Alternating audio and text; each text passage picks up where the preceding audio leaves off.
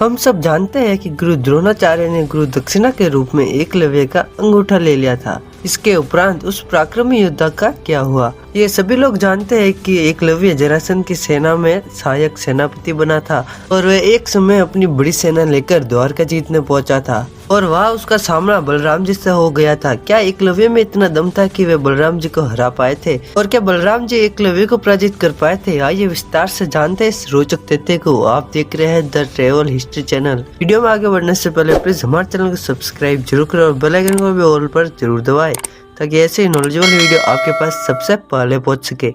हरिवंश पुराण भविष्य पर्व अध्याय 98 के दौरान एक समय पौंड्रक ने सभा में वासुदेव को संग चक्र रहित घोषित कर दिया था और वहां से कृष्ण को पराजित करने का मंसूबा बनाया और फिर एक दिन द्वारका पर आक्रमण कर दिया। पौंड्रक के साथ मिलकर द्वारका पर एकलव्य ने आक्रमण कर दिया था। वहाँ पर यादव सेना का संहार होने लगा। इस बीच एकलव्य अपना धनुष लेकर बलभद्र जी के सामने आ गया था। उसने कुछ बाणों से उन्हें घायल करके और उनका धनुष बीच से काट डाला था। तब बलराम जी से बहुत से बाण चलाकर एकलव्य के रथ को आहत करके उसे जगह जगह से तोड़ डाला था। ये देखकर एकलव्य ने एक भयानक तलवार लेकर उसे बलदेव जी पर मार डाला था, परंतु बलराम जी ने उस तलवार को अपने बाणों द्वारा काट डाला था तथा निषाद पुरुष ने एक दूसरा खड़ग चलाया था, लेकिन बलराम जी ने उस खड़ग के भी टुकड़े टुकड़े कर दिए थे तथा एकलव्य ने एक शक्ति हाथ में लेकर उसे बलदेव जी पर चलाया, लेकिन बलराम जी ने उसी शक्ति को हाथ में पकड़कर एकलव्य की ओर ही फेंक दिया। इस पर एकलव्य की छाती में एक गहरी चोट लगी। अपनी ही शक्ति से प्रताड़ित होकर एकलव्य पृथ्वी पर गिर पड़ा। बलराम जी द्वारा आहत हुआ एकलव्य प्राण स्थिति में पहुंच गया था।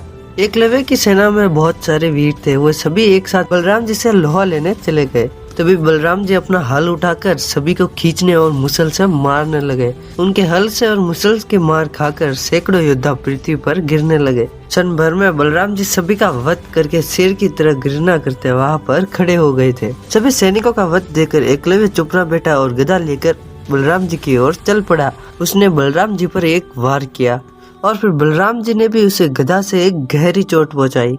फिर उन दोनों में गधा के द्वारा एक बहुत ही भयानक युद्ध होने लगा और दूसरी तरफ श्री कृष्ण और पौंड्रक का भी युद्ध आरंभ हो गया था, जिसमें श्री कृष्ण के हाथों पौंड्रक मारा गया। बलराम जी ने एकलव्य की छाती में एक गहरा प्रभाव डाला और तभी एकलव्य ने भी बलराम जी की छाती में एक गहरा वार कर दिया। इसके कारण उन्हें बहुत चोट पहुंची। उसी बीच बलराम जी को बहुत ज्यादा गुस्सा आ गया। उसने उस गधा को दोनों हाथों से अपनी पूरी शक्ति लगाकर एकलव्य की ओर फेंका।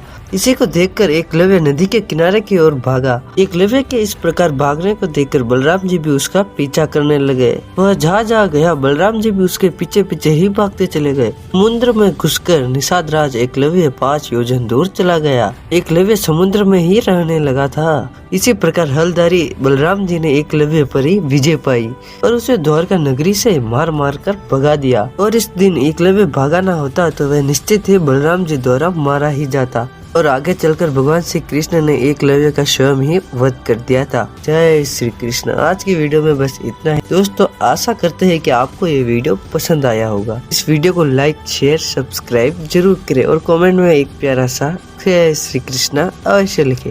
दोस्तों किसी भी प्रकार की त्रुटि के लिए हम आपसे क्षमा चाहते हैं। तो दोस्तों मिलते हैं अगले वीडियो में, तब तक के लिए देखते रहिए विभिन्न ज्ञान के मिस्ट्री द ट्रेवल हिस्ट्री।